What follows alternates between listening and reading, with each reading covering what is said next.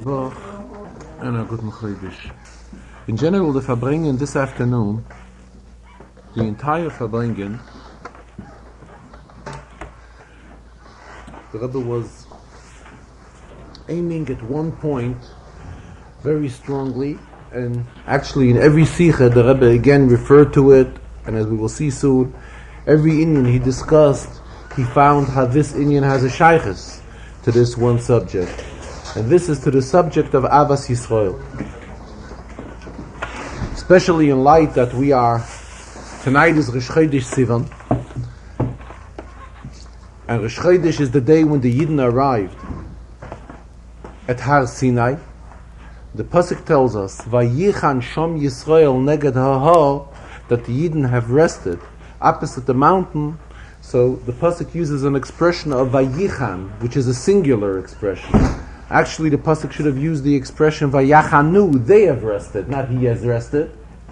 And Rashi comments on Chumash right away that they were ki ish echad belev echad. They were totally united, all of Klal Yisrael. And this was needed as a prerequisite to Matan Torah. And in fact, the entire Farbrengen today, the Rebbe kept on stressing the importance of Avas Yisrael, as the Rebbe has the expression Achdus Yisrael, total love and unity amongst all of Klal Yisrael. The Rebbe began the Farbrengen that this is the Shabbos where we bench the month of Sivan, and right from Shabbos we enter into Rosh Chodesh. And Rosh Chodesh is the day when Yidden all arrived at Har Sinai, and they all began with the final preparations for Matan Torah. First of all, on Rosh Chodesh they were all totally united, as we just mentioned. Total inyan of Avas Yisrael amongst all of Klal Yisrael. Then the remainder of the days between Rosh Chodesh Sivan and Shavuos, the Alter Rebbe in Shulchan Aruch explains how each one of these days was utilized in additional preparations for Matan Torah. Though the Rebishter has already agreed and made up his mind to give Yidden the Torah before Rosh Chodesh Sivan. This was something which was set up by HaKadosh Baruch Hu much before, and it was for this reason that HaKadosh Baruch Hu has taken us out of Mitzrayim. But when did the Yidden get involved in actual preparations for Matan Torah? This began as of Rosh Chodesh Sivan, from Rosh Chodesh until Shavuos. Based on what Chassidus stresses, on the pasuk of V'hayomim ha'elu niskorem v'nasim, that these days are remembered and redone. So the pshat is that when we come to these days, we again live through and go through the same minyan. So now we are again going through these preparations for Matan Torah. These are just like when the Yidden had to receive the Torah from the Rebishter. And when the Yidden were about to receive the Torah, the Rebbe continues, HaKadosh Baruch Hu requested a guarantor from the Yidden that they will observe the Torah. The Yidden came up with several suggestions that HaKadosh Baruch Hu turned them down. However, the Yidden came up with the suggestion of Baneinu Arevim Ba'adeinu. Our children will be our guarantor. Our children will be the ones that will guarantee that we will observe the Torah. This is what HaKadosh Baruch Hu agreed to. And the Rebbe explained, though children on their own are not obligated to fulfill mitzvahs and learn Torah. This is something which comes after Bar Mitzvah. And it's always that way. Who is considered a proper guarantor? One who does not have the obligation. He can guarantee for somebody else who does have the obligation. The same thing in this specific case, it was that HaKadosh Baruch Hu accepted the children, that they are the proper guarantors for the Yidden to receive the Torah. And this is what HaKadosh Baruch Hu agreed to. And the Rebbe went on, the importance of children goes to the extent that there's a pasuk, Al tigui b'mshichai, don't touch my anointed ones. Thank you. Who does this refer to? Mishichai. So Chazal interpret that this refers to Noike Shel Beis Rabbah. This refers to Kindalach.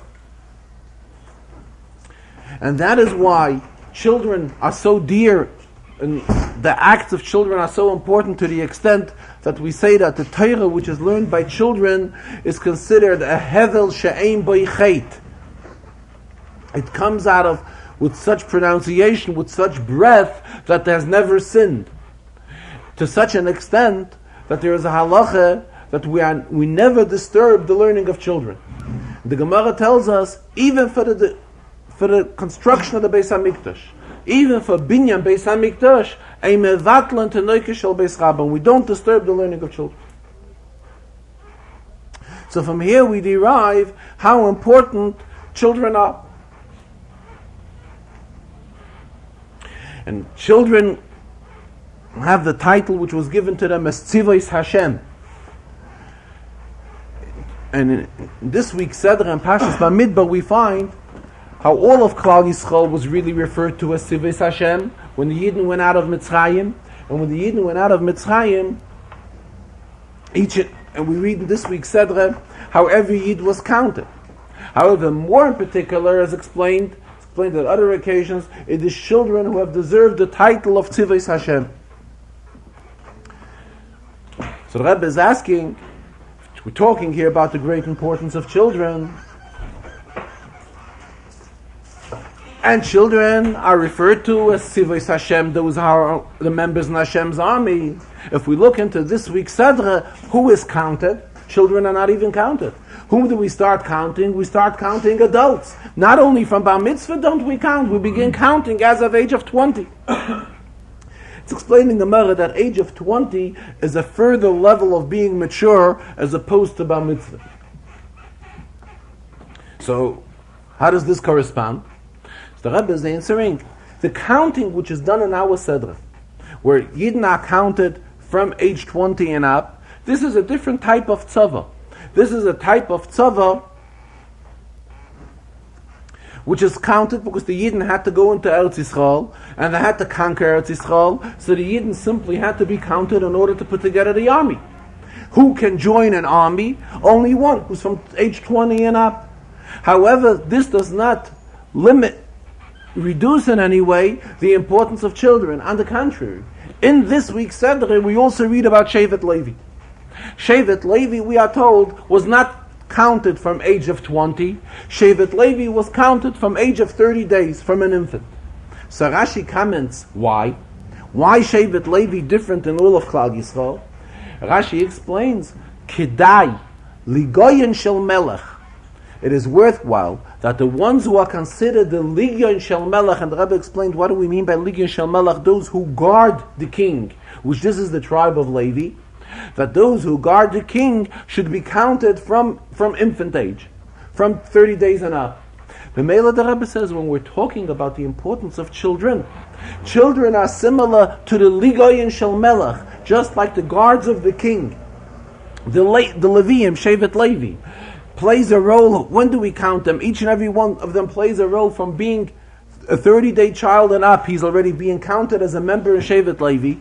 The same when we are talking about the importance of Tzivos Hashem, and even with little infants, we right away say with them Torah Tziva, and we train them and give them a proper Yiddish chinuch, and all of this is done from when the child is an infant. Why? Because this shows us the importance of a child, that a child is considered a Ligoyen Shel Melech. He's a member in the guard of the king. He guards the king, the Melech Malach HaMelech HaKadosh Baruch. And after explaining this lengthy introduction which the Rebbe gave about the importance of children and what type of major role children play in order for us to receive the Torah, then the Rebbe suggested that all the children that are present should say L'chaim and join in singing "We Want Mashiach Now." And also those who have the schus, that they are the leaders of the groups of the children, they are in charge of the children, they too should join in with saying the L'chaim. Afterwards, the Rebbe continued, so that everything is dependent on maaseh, on act, deed. Deed is most important. Chazal tell us, Godel Talmud shemevi l'dei maaseh. What's the greatness of Torah, of learning Torah? Because when we learn Torah, we know how to fulfill the mitzvahs. And the Rebbe stressed the expression, there's an expression, Ma'aseinu va'avodaseinu. Our acts and our deeds. And which this is very, very important. Talking about this, he also explained that al pi halacha, by a cotton, by a youngster, there is no machshava. What does it mean? A mitzvah which needs machshava, which needs kavanah, which needs thought, this cannot apply by a cotton. However, all that we can credit a cotton is with his act, with his deeds. And this a cotton does possess. If a cotton does something, it's done. We cannot deny the fact and say that it's not done. He did it. It's a ma'aseh. Memela, ma'aseh is what counts most. Ma'aseinu v'avodaseinu. The Rebbe explained avoda, meaning acts, also stems from the word oirois abudim. It's explained in Chassidus. When we take a skin from a behemoth and we work it out until we turn it into a piece of leather, it's used the expression oirois abudim. In other words, there's a lot of work that goes into it. A lot of koiches, a lot of strength that goes in working this thing out. The same the Rebbe continues when we're talking about avodah, about our acts and deeds. There's a lot of strength and spiritual strength that goes into it, which purifies us and for us from fulfilling the will of HaKadosh Baruch Hu. Rebbe said, we keep on stressing the importance of Avos Yisrael. And at the same time, we also keep on stressing the importance of tzedakah.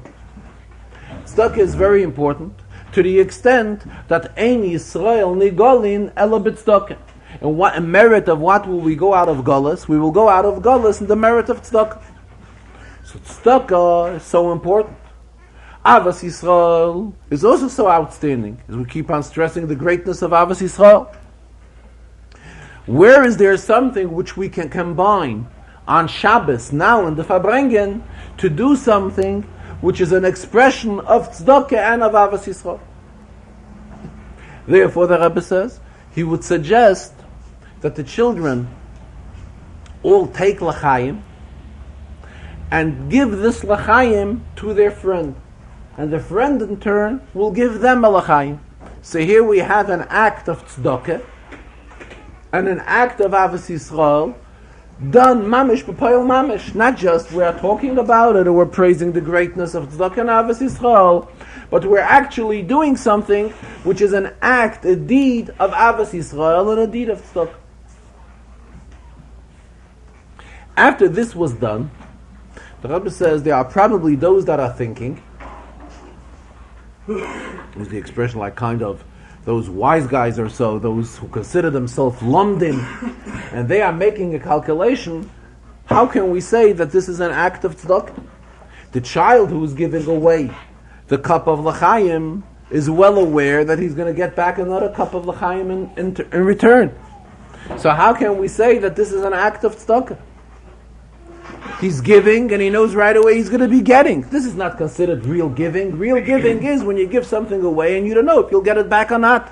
But to say that this can be considered giving, what is our source for it? So the Rebbe says those that want to raise such a question, it can be proven that it is amaratzis, to the extent that they have overseen a Gemara. There's a Gemara in Masechtas Megillah. The Gemara there talks about two outstanding Amoraim. The Gemara there tells us that these Amoraim were not able to afford to send Shalach Manos one to another. Neither were they able to afford to contribute Matanas Lavyoin. So what did they do?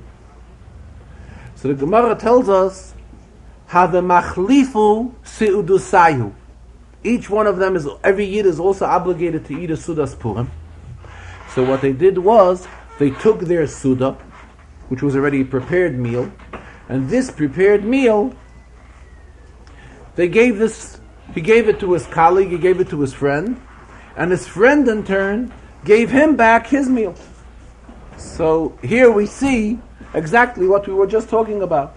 Though one Amoira who's giving away his meal is well aware that he's getting back his friend's meal, and vice versa for the other Amoira, still we say that this is considered fulfilling the mitzvah of Mishlayach Manis, fulfilling the mitzvah of Matanas Lav Yoinim, though he knew that he's going to be getting back his friend's meal, his colleague's meal. And we're talking about people who are Amoraim. The Rebbe says, there's a klal, to bidvar mishne choizer. This is a klal in halacha, which means that in the days of Mishnah, if somebody would judge a halacha, a case, and he would make an error as far as something, and he will say contradictory to an open Mishnah.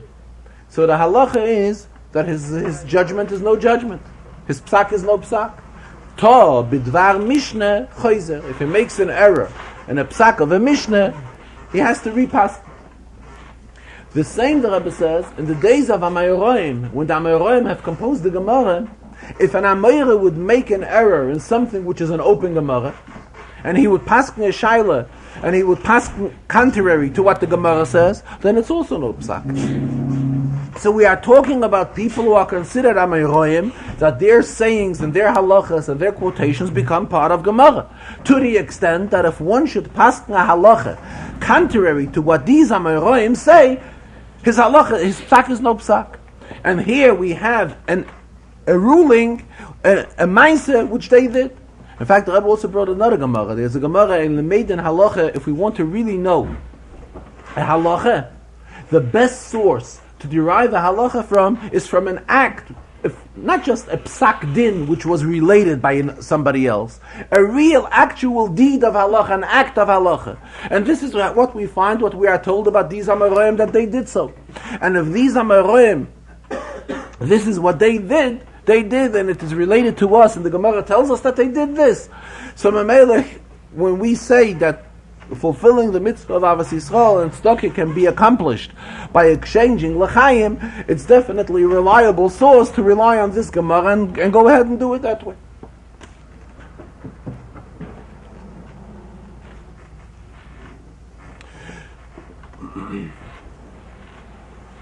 Then the Rebbe continued how, especially this year, as the Kviyas is, that we are in a leap year. A leap year stresses the importance of Avos Yisrael. How?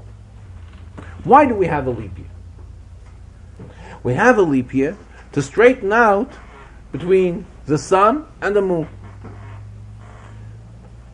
And that is why every several years we have to straighten out. The difference between the sun calendar and the moon calendar is something like 11 days on a... Is it 11 days on a year? Yeah. It's 11 days on a year. The Rebbe says it's in a fraction, right? It's explained in the Rambam Hilchos Kiddush HaChodesh. It's explained at length, and other Sfarim who explain these in Yonim. It's explained exactly. What do we derive from a leap year? From a leap year, we derive to straighten this out. In other words, there is the Moyer HaGodol, the light, the large illumination.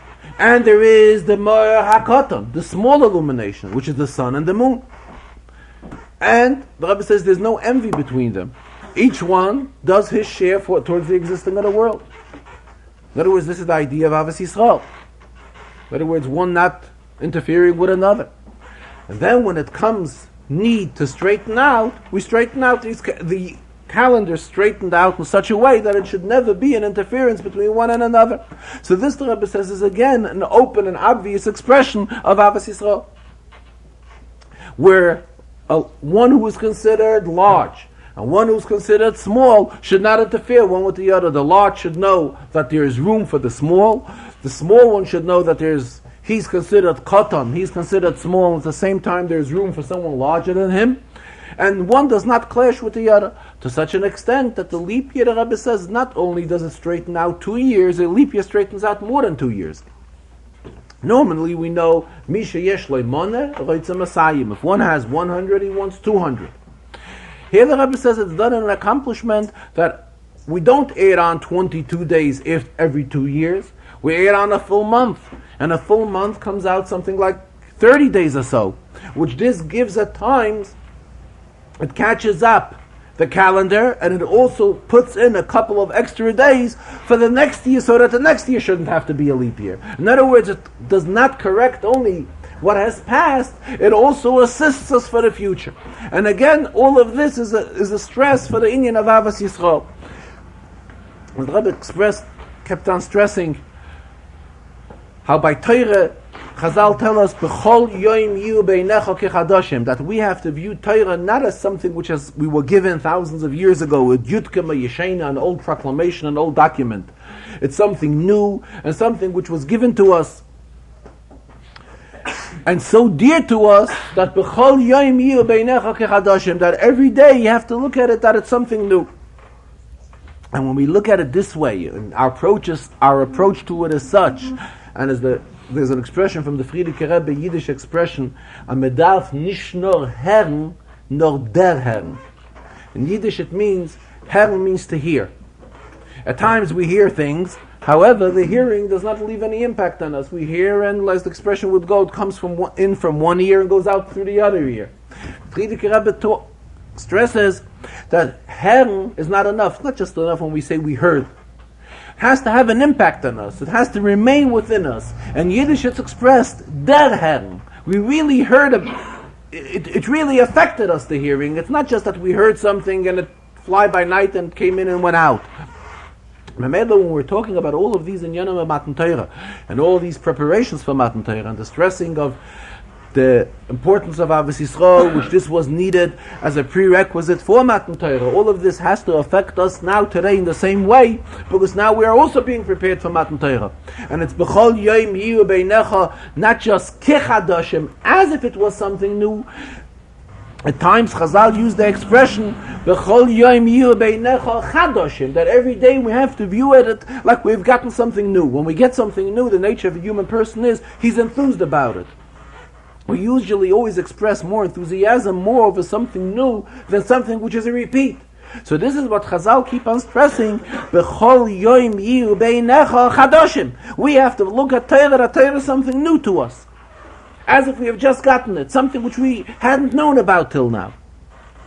And the same the Rebbe says, especially now in the days when we are preparing ourselves to Matan Torah, we're about to go into Rosh Chodesh, and especially as the Kviyas is this year, from Shabbos we go straight into Rosh Chodesh. So the Rosh Chodesh we spoke is the great day when the Yidden expressed their Achdus. Because Vayichan Sham Yisrael, Yidden came to Har Sinai, they were all totally united. Actually on Shabbos we are already expressing part of Rosh Chodesh. Because this afternoon by Mincha we did not recite Tzedkas Chatzedek. Why? Because it's the Mincha which comes before Rosh Chodesh. So already in Shabbos, Rosh Chodesh is felt. The Rebbe brought another example. The Rebbe brought an example, if one would daven Ma'ariv early. If one would daven Ma'ariv early today, which means while it is still Shabbos, he's davening Ma'ariv. We're not getting into the halachic implications of it, but there are cases when one can daven Ma'ariv earlier. And when one will daven Ma'ariv earlier, it means it is still Shabbos, and he will recite Ya'aleh V'Yaveh. He has to recite Ya'aleh V'Yaveh, because Ma'ariv is already a tefillah which has to do with Rosh Chodesh. What does this show us? How it is possible to combine the Shabbos with the Rosh Chodesh to such an extent to recite Ya'aleh V'Yaveh on Shabbos. Because Shabbos is already leading us into Rosh Chodesh. Excuse me? In benching, it is also al pi halacha, if we were to start a Seudah on Shabbos and go into Rosh Chodesh, in other words, lead into this, for example, we would eat Shalosh Seudos and go into the night and also eat a Kezayis once it has become night, then we will also have to recite Ya'aleh V'Yaveh. We will recite both, Ritzei and Ya'aleh V'Yaveh. Later, as usual, the Rebbe continued the Farbrengen with learning in Inyan and the Rashi of this week's Sedre, as well as also a Mishnah in Pirkei Avos and a Shir and the Rambam. And while learning each and every one of these Inyanim, the Rebbe kept on pointing out how in each of these Inyanim we find Avas Yisrael. First of all, in today's Sedre, we are going into Chumash Bamidbar. In the name of the Sedre, which is not only the name of the Sedre, it's the name of the Chumash. The Chumash is called, the entire Chumash is called Bamidbar. The Rebbe referred to Tehillim in the morning. In the morning when we say Tehillim, between every Sefer, we say Yehi Ratzon. And in the Yehi Ratzon we express that Tehillim is also divided in 5 Chumashim. So we say in the Yehi Ratzon that the 5 Chumashim, after completing each Sefer of Tehillim, that it corresponds to one of the Svarim of the 5 Chumashim of Torah. So we also refer that the 4th Sefer of Tehillim corresponds to the 4th Chumash, which is Chumash Bamidbar. So not only is the Sedra called Bamidbar, but the entire Sefer is called Bamidbar. Another name for the Sedra is also Chumash for the Sefer, which is referred to in Chazal many times, Chumash Hapkudim, the Chumash of counting. Because right away here in the beginning, the first thing we read about is how the Yidden were counted. Anyways, getting back to the Indian, the Rebbe says, the word Bamidbar is immediately an expression of Avos Yisrael. What does Bamidbar have to do with Avos Yisrael? Midbar means a desert. There's a halacha. There's an interesting halacha. If a group of people would be traveling in a desert, and maybe goyim, and there's a yid with them. We're talking about in those days it was dangerous for an individual to travel himself in a desert, so they would travel in what we call a shayara. A shayara in Hebrew means a caravan, a group of people would be traveling together. And if one decides that it's before Shabbos, and therefore he does not want to continue traveling with them anymore because he does not want to travel on Shabbos. They are going to be traveling on Shabbos, and he would want to say that he does not want to travel on Shabbos but prefer to remain in the desert. What does Torah tell us? No. What does Hilchas Shabbos say? Said Rebbe expressed himself. Hilchas Shabbos tells us that here he is to do contrary to Hilchas Shabbos. He is to travel. Though on Shabbos we are not permitted to travel, he is permitted to travel on Shabbos in order to save his life and not to remain alone in the midbar. What does this halacha show us? This halacha, which is an expression of Avos Yisrael, it's an expression that shows us how dear every yid is. How precious every yid is by HaKadosh Baruch Hu. Though on one hand we know how HaKadosh Baruch Hu has told us we are not allowed to travel on Shabbos, when it comes a time when the person's life is in danger, and if he remains in the midbar alone, it's something which Torah does not want him to remain alone in the midbar. Torah says he should continue travel. Rabbi reminded us here on the Rashi, which we learned a few weeks ago, based on the pasuk Lo Samoid al Dam Reyecha. Don't stand on your friend's blood. In other words, don't do something which may lead to bloodshedding. If you leave a person in a desert and where there are animals and dangerous things could happen to him, we are over on Lo Samoid al Dam Reyecha. So that is why this person is permitted to continue with the caravan, with the group that's traveling, and continue traveling even on Shabbos. Now let us go to the Rashi. The Rashi that Rebbe learned is the first Rashi in this week's Seder. Opening Rashi in Chumash Bamidbar. Rashi quotes the words, Bamidbar Sinai be'echad l'chodesh. Pasuk says that HaKadosh Baruch Hu has spoken to Moshe. Where did he speak to him? He spoke to him in the desert of Sinai. When was this? The first of the second month, which thus means the first day of the month of Iyar. Rashi quotes the words, Bamidbar Sinai be'echad l'chodesh. What does Rashi tell us? That the Yidden are very dear to the Eibishter. Being that Yidden are very dear to the Rebbeinu Shloim, at every occasion he has, he counts them. And Rashi explains this wholly. Did we learn about counting yet? We hadn't learned a word about counting. Where does the Torah tell us about counting? In the second pasuk. Rashi rushes right away in the first pasuk and reveals the whole union of counting. We haven't even learned about it yet. Why does Rashi get involved and explain? Yidden are so dear to the Rebbeinu Shloim that the Rebbeinu Shloim counts us at every major occasion. We didn't even learn about it yet. Counting, we are told in Pasuk Beis. In Pasuk Beis, Moshe was commanded by the Eibishter, Se'u es roish kol hadas b'nei Yisrael u'mishpachaisa. A similar question, the Rebbe says, he once discussed. In Chumash Shmos, where the Sedras, where the Torah tells us about the erection of the Mishkan, there is a Pasuk there, Sisa Sa'ephod. The ephod is one of the garments which the Kohen Gadol wore. So the Torah tells us how to make the ephod. So as soon as the pasuk expresses himself as Sisa, so ephod, before the pasuk even gets into the details regarding the ephod, Rashi right away explains all the details of the ephod. So there it's also a similar question. Rashi should wait for the pasuk to finish explaining what the pasuk has to say about the ephod. In Parshas Bahar, which we read 2 weeks ago, 2 weeks ago we read the beginning of the Seder Pashas Bahar. Vayidaber Hashem el Moshe, HaKadosh Baruch Hu has spoken to Moshe Bahar Sinai, and Har Sinai Leimer as follows. What does Rashi say? Ma inyan Shmita etzel Har Sinai. Why is it mentioned that the mitzvah of Shmita was spoken at Har Sinai? Because in Pashas Bahar, after the opening pasuk, the Torah continues about Shmita, which means on the 7th year we are prohibited from doing field work in Eretz Yisrael.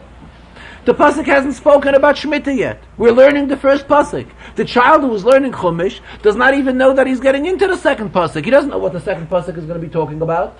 So why does Rashi right away jump up with the question? Famous question, which is a quotation of a Medrash, Ma'in Shmita etzel Har Sinai. What shaychus does Shmita have to Har Sinai? Rashi should have waited for the second pasuk. Once we are told that we are not allowed to work on Shmita, and then raise the question, why is it that when the Torah discusses the mitzvah of Shmita, the Torah mentions Vayidaber Hashem el Moshe, where did HaKadosh Baruch Hu speak to Moshe? Bahar Sinai, that it was at Har Sinai.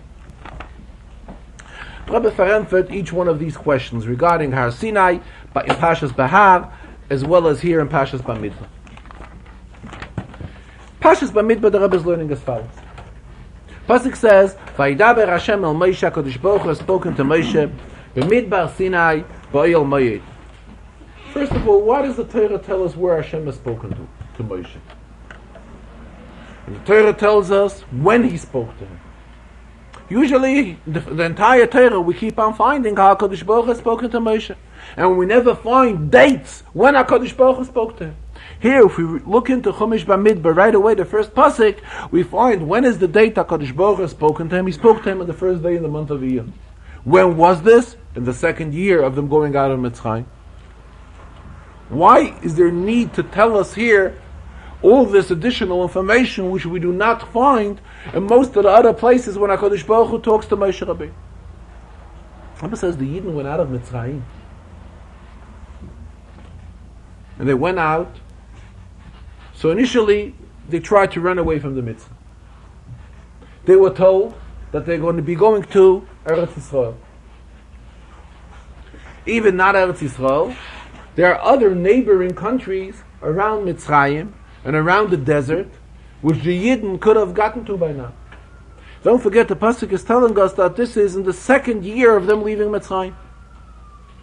So it's the first day of the 2nd month. So actually the Yidden are more than a year away from Mitzrayim.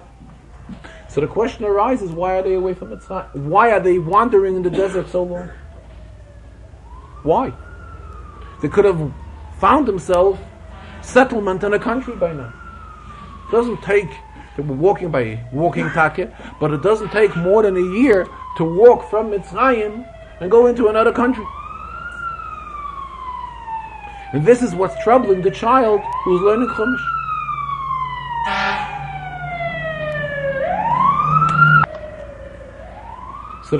And this is what Rashi is coming to answer the child. And that is why Rashi is quoting the words Bamidbar Sinai and Be'echad Lachodesh.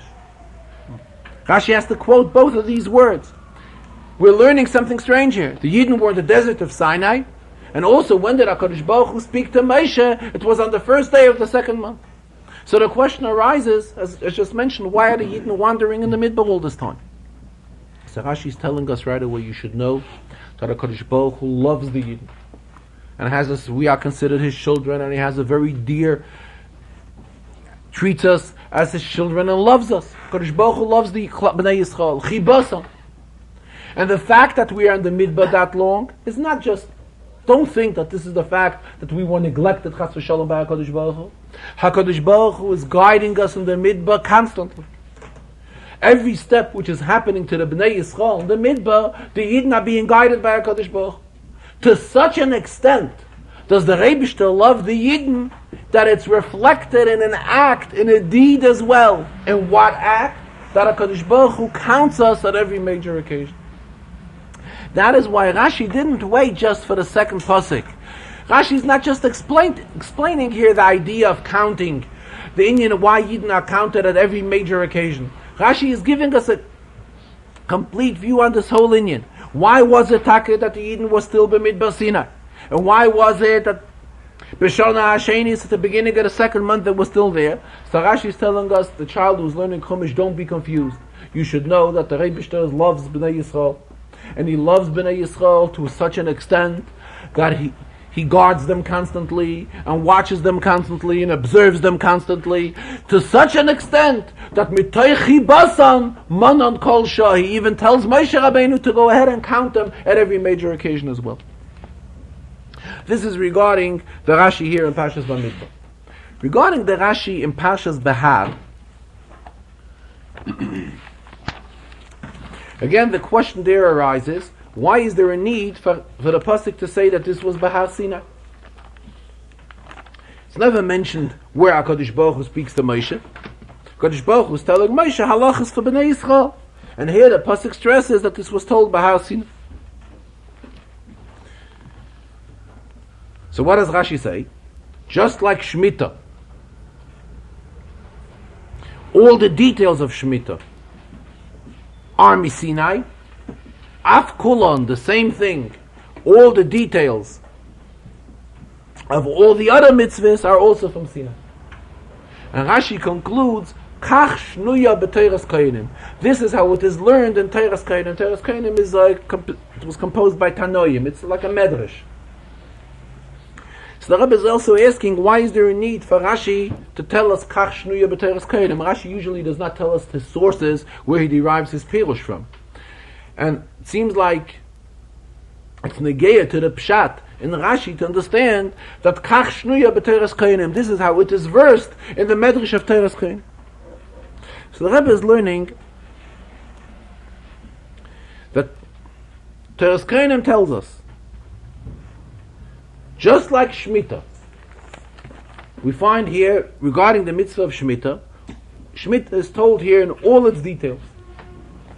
Memela, just like Shemitah, in all its details, it comes from Sinai. The same thing the Teiras Kohenim tells us.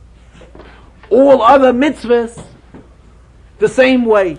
All other mitzvahs, we were told at Sinai to their fullest detail, to the fullest T, had to fulfill them.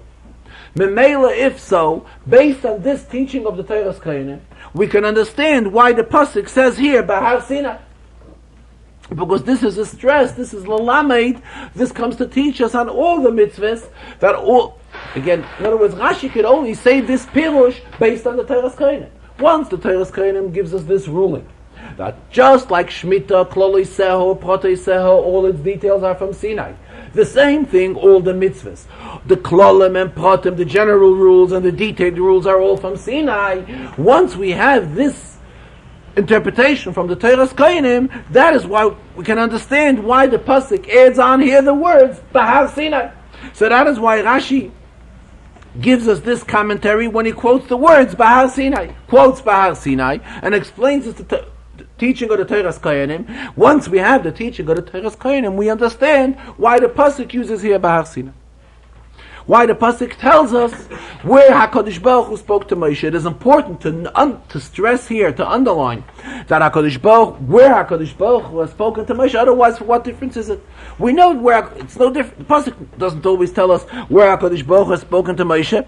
However, here he does. The pasuk does tell us this because we gain a special limud. We derive a special thing from the fact that Shemitah was related at Har Sinai, and in all its details at Har Sinai, Memela, all the mitzvahs the same, Klolei Seho, Protei Seho, in general in Yonim, and the detailed in Yonim are all related at Sinai. In the Rambam, the Rebbe again said, in today's Shia Rambam, which is in the halachas of Isurei Biyah,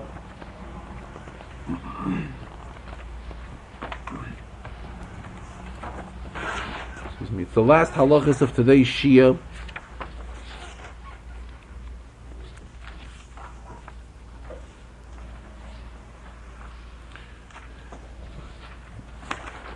We also have a halach in the Rambam which tells us the greatness of Klal Yisrael, of Avas Yisrael. Rambam tells us halach as follows: Yotza koil al apsula shehi beula ein chayshishin la v'tinaseh l'koyin gadol. The halacha is that a kohen gadol is only allowed to marry a girl who was never married before. Neither a divorcee, neither a widow is a kohen gadol permitted to marry. if a rumor was spread on a girl that she was already married, or she was a Be'ula, so the Rambam tells us we do not pay attention to this rumor, and she's permitted to marry to a Kohen Gadol. Then the Rambam continues, Yotzala Koil, if a rumor came out, Shifcha, that she's a slave, and Choshish in law, we also don't pay attention to this rumor, V'tinose afilu l'koyin, and she's permitted to marry a koyin. Halacha is a koyin is not allowed to marry a shifcha. However, if there's no evidence to the fact that she was a shifcha, the only evidence on it is, in other words, the only thing is that it is a rumor, the Rambam says we do not have to pay attention to this rumor. And the Rambam concludes, Shein oisrin isha me'elu ela be'edus brura oy behaidoas pia. When do we say that this woman is not allowed to marry, the girl is not allowed to get married to a Kohen Gadol or to a regular Kohen? It is only when we've had proper evidence, proper edus. However, if it's something which is based on a rumor, we can definitely not aser this woman for marrying a Kohen or a Kohen Gadol. And the other Rebbe says this is again an expression of Avas Yisrael. Normally, a Bas Yisrael is supposed to be Kol Kvuda Bas Melech Pnima. It's supposed to be an inside, proper Jewish daughter, and not to be found where a Jewish daughter shouldn't be found. And the mere fact that on this girl there is a rumor that she was already involved with someone, this in itself is an indication that this girl is contrary to Kol Kvuda Bas Melech Pnima. Rambam tells us no. When we're talking about a Bas Yisrael, we're talking about a Yiddish girl. We cannot asa her to marry to a Kohen or to a Kohen Gadol when the case is, when we suspect she may have been a Shifcha, she may be a maid, unless we have clear evidence to this fact. Otherwise, we look up to every Yiddish tochter that she's a Bas, Sarah, Rivka, Rachel, V'Leah. She's a daughter of our mother, Sarah, Rivka, Rachel, and Leah. And we have to treat her like such, and we have to honor her and respect her like such. And based on rumors, we cannot take away the schus, the right from a girl to marry to a Kohen Gadol or to a Kohen. And the Rebbe got involved in explaining what the Torah tells us about Shleimis Bas Divri. Shleimis was the woman when the Yidden were in the Midbar, she sinned. The Rebbe says, how does the Torah tell us about an individual by name? To tell us about an individual girl that sinned and did the wrong things? We know that the Torah never publicizes anything wrong about anyone. And begnus behemoth me'eloi dibarakosov, something about an impure behemoth, something which is not in the positive way. The Torah refrains from expressing it. So here we say that the Torah should refer to somebody by name and tell us that so-and-so, the daughter of so-and-so, has sinned. Very strange. Rabbi says, here we're going to come to be Melamed Tzchus, we're going to find a merit on this girl, on Shleimis Bas Divri, which sounds very strange. Always we look at her that she's a girl that has sinned. And here, Rabbi says, on the contrary, Torah will never come to tell us something bad about anybody. But the Torah is out to stress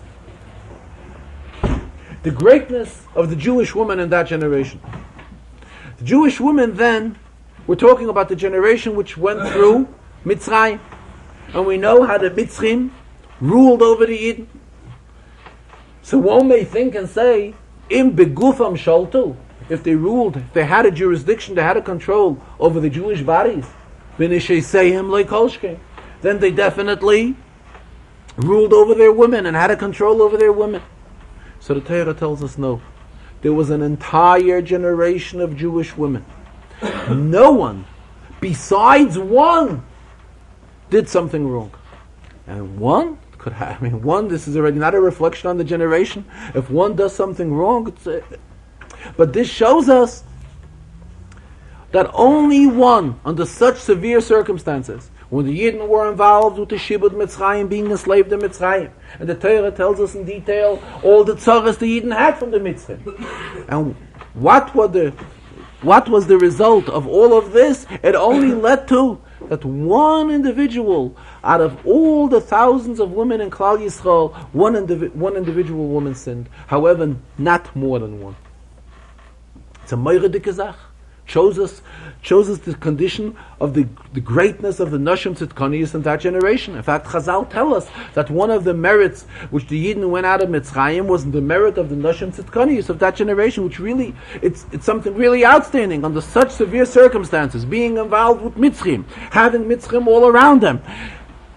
One may think that this could have led to who knows, chas v'shalom, to what kind of catastrophes amongst the Jewish women. What are we told? No, there was only one individual, one Shloimis Bas Divri, that went ahead and she was misled and she got involved into an Aveira, into a Chet. Talking about Shloimis Bas Divri, the Rebbe also referred to the Mekoshesh Eitzim. We are told about the Mekoshesh Eitzim, there was a person that gathered wood on Shabbos. And he was Machalal Shabbos, and then he was brought to Moshe, and it was asked, what should be his halacha? How should he be treated? In other words, he was a Machalal Shabbos. So the Rebbe also raised the same question on this individual. How come the Torah tells us about an individual that has sinned? Has sinned as a Mekoshesh Eitzim? It's not mentioned by name, but still, the Torah is telling us about one person who went out and was Machalal Shabbos and caused such a aroused such an issue, how he should be treated and so forth. So Rebbe said, interesting that it's brought in Sfarim, that this Mekoshesh Eitzim really did not intend to sin. He just, by Shabbos, there's a klal of a melacha she'eina tzricha legufa.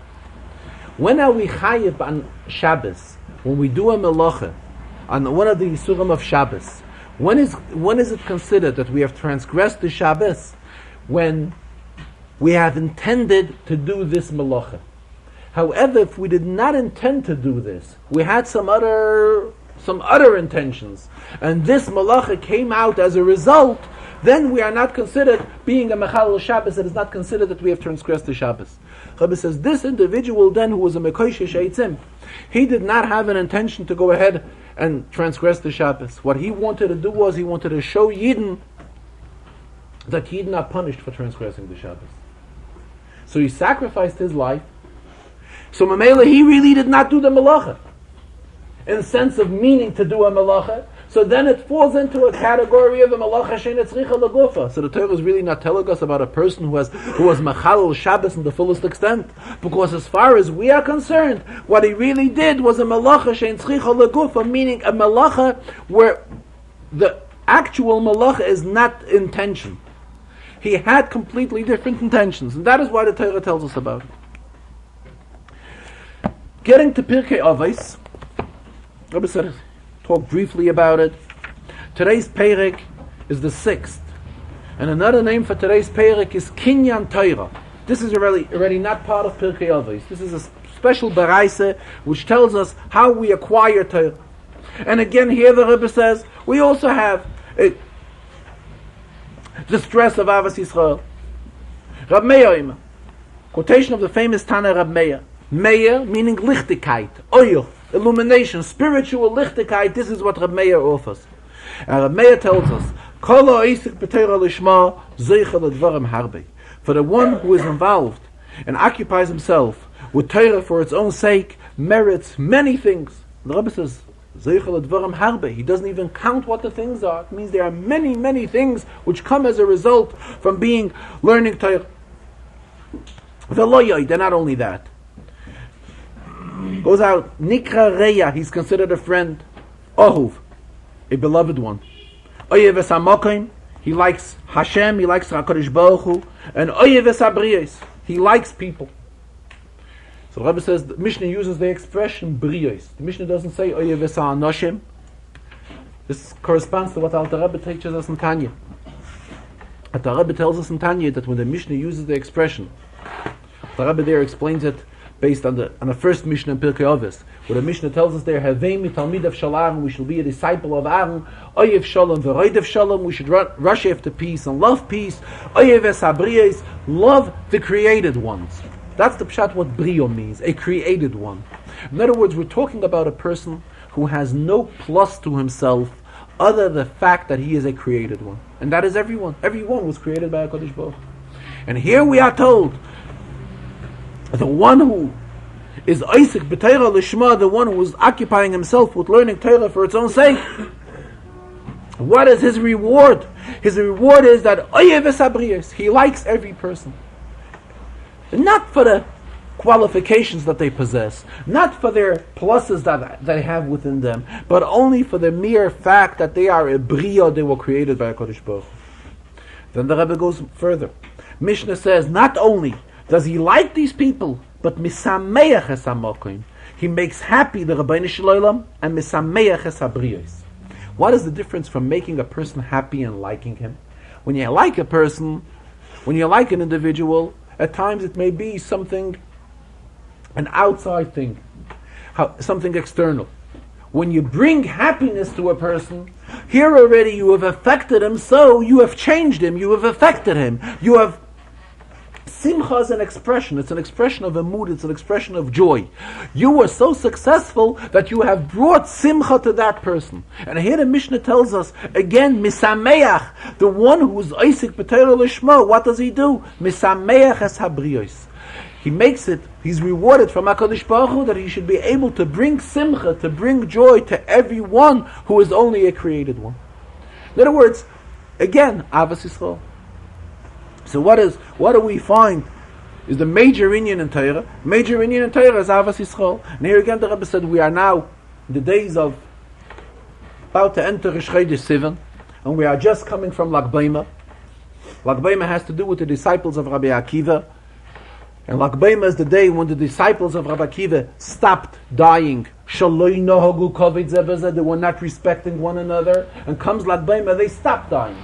What does it mean? That Lag B'Omer, Rabbi Akiva's disciples came to a realization and to understand the teaching of their Rebbe Rabbi Akiva. What does Rabbi Akiva teach? Rabbi Akiva teaches us that v'ahavta l'reyacho kamoicha zehu klal gadol b'Torah. That what is a general thing in Torah, it is Avos Yisrael. And Lag B'Omer, which we are just now a few days from Lag B'Omer, is the day when we come to this realization on the importance of Avos Yisrael. This we just had a short while ago, Lag B'Omer. Now we are entering Rosh Chodesh Sivan. Rosh Chodesh Sivan again, Avos Yisrael. And the Mishnah, which we said this afternoon after Mincha, which tells us about ways how a Yid can acquire Torah, Reb Meir tells us that the one who is learning Torah Lishma, he's meriting to many things. And above all these many things, it's also the fact that he's an Oyev Esabriyos and Mesameach Esabriyos. He likes everyone who was created by HaKadosh Baruch Hu, and not only does he stop by liking them, his love to them is expressed in such a way that he's bringing joy and happiness, he's bringing simcha to them. At the end of the Farbrengen, the Rebbe referred to two other inyanim. And one inyan is, which the Rebbe has spoken about at other previous occasions and reminded us today again, that being that we are before Shavuos, it is an appropriate time to remind again that on Shavuos, all kinderlach should be brought to shul the first day of Shavuos to the reading of the Aseres HaDibros. The Rebbe brought a medrash, which the medrash tells us that when the Yidden went out of Mitzrayim, and going out of Mitzrayim was already a preparation to receiving the Torah. So when the Yidden went out of Mitzrayim, Chazal tell us that by the Shira, when the Yidden crossed the sea, and they recited Oz Yashir, Chazal tell us that Filu Ubrin Shebemei Iman, even those children who were still in the wombs of their mothers, also joined in with Klal Yisrael and with Moshe Rabbeinu, and they all were saying the same Shira of Oz Yashir Moshe Yisrael Sashira Azos. So again we see how the little infant, even before he was born, played a role when the Yidden went out of Mitzrayim into the preparations of Matan Torah.